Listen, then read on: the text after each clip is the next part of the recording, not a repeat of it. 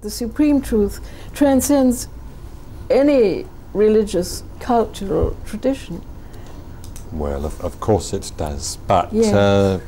what does it mean in practical, down-to-earth terms? Oh, well. Yes.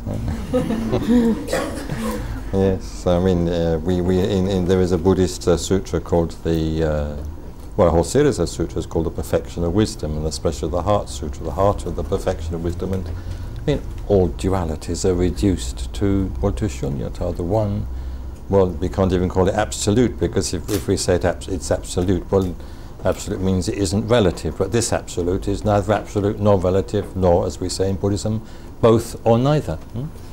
So once again we end up with silence, perhaps a little prematurely.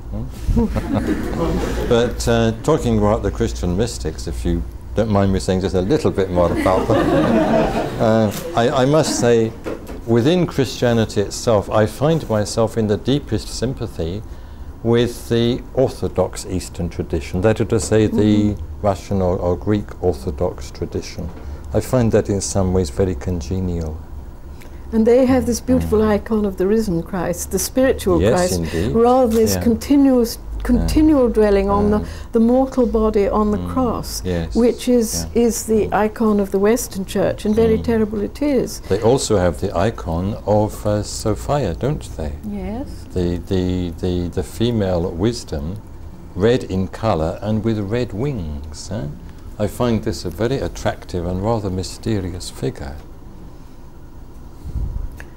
Well, there is the Blessed Virgin.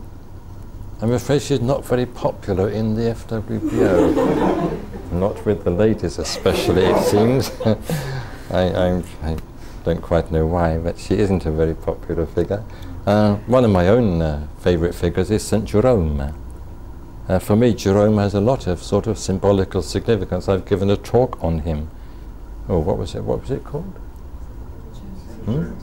St. Jerome Revisited, because to me, St. Jerome is the great translator and interpreter.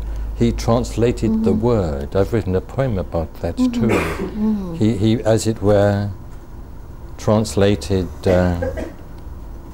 well, from one not just from one language into another, but he translated from the, from the language of the spirit into the language of the earth, which we can understand. He brought it down, as it were.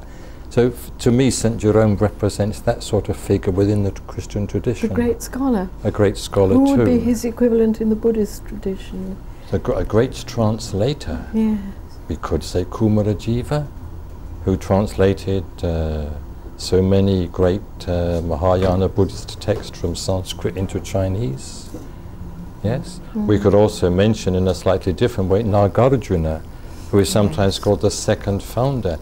He, according to a legend, brought up the books of the perfection of wisdom from the realm of the Nagas at the bottom of the sea, where they'd been kept by the Naga maidens, the daughters of the Dragon King, for centuries after the time of the Buddha. He brought them up and made them public.